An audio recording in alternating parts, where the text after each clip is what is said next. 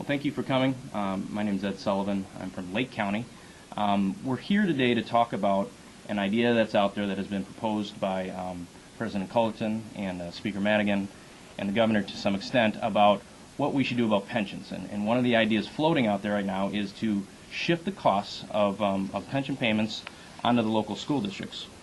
We're talking about state normal costs, not the liabilities and so forth, but to the tune of about $1 billion in state normal costs that at this point it's an idea. We're not sure of what and how they want to do this, but at the end of the day what we're talking about is shifting $1 billion to local school districts. That is going to be either one, a property tax increase, or depending on how they structure the deal, you're going to have to absorb those costs, and so you're going to have to cut whatever your costs are within your school district.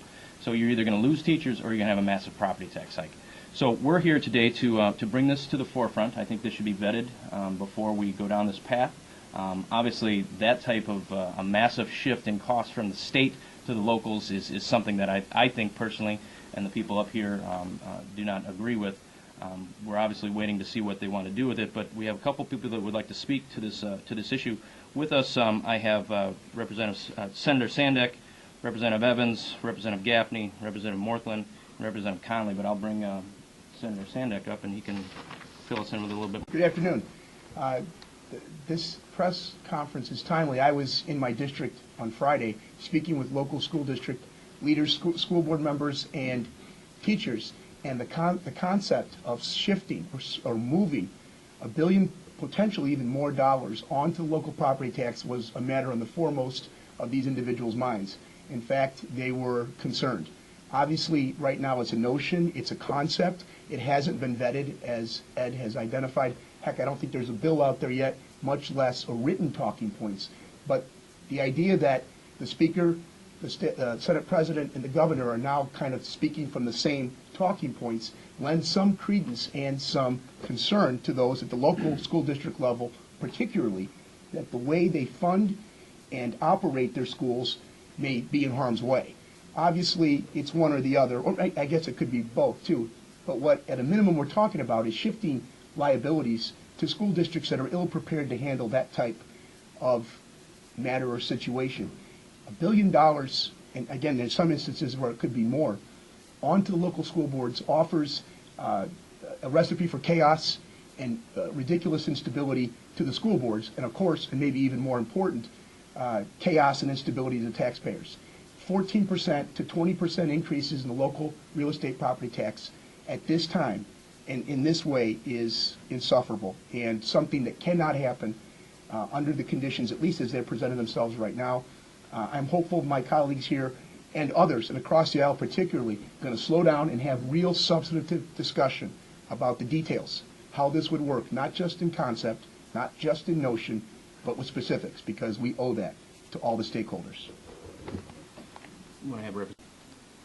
This is just another effort to pass the buck on problems that really we here in Springfield need to address onto our local school districts. I've already been in contact with my local school board. There are many questions. How are they going to levy for this? How are they going to get around the caps?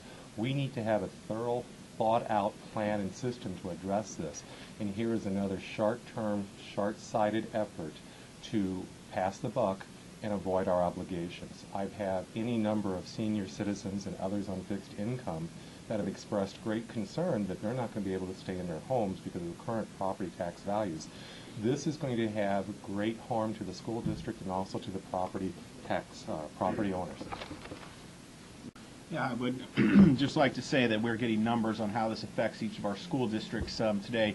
My school district in Wakanda, which is in the northern part of my legislative district, I'm told will take a hit for about $2.24 million will be shifted onto that school district. And that does mean either massive layoffs or much higher property taxes. It cannot be absorbed at the local level. Okay, so Representative Morthland. Well, I have to say I come from a significantly different district than my colleagues because they're all talking about their one school district. I have about 25. But I can mention that one in particular, just Moline Public School District, the Moline Milan School District, will take a $4.8 million hit Those local taxpayers can't afford to have this done to them, just as Springfield continues to pass on its responsibilities to other entities. We can't let this move forward without taking a really thorough look at it. Thank you for coming. At the end of the day, this really comes down to the state can't pay its bills for a multitude of reasons that have been vetted for many years now. This doesn't solve the problem. We are in a big financial problem, mainly because of pensions and other issues, but this doesn't address the fundamental problem of what are we going to do about pensions. There's ideas out there. Many people standing up here before you are in favor of House Bill 512. It's a starting point. The difference is that's been out there for over a year, and we still haven't heard from the other side of what they want to do to control these costs. So we're certainly open to any questions that you might have.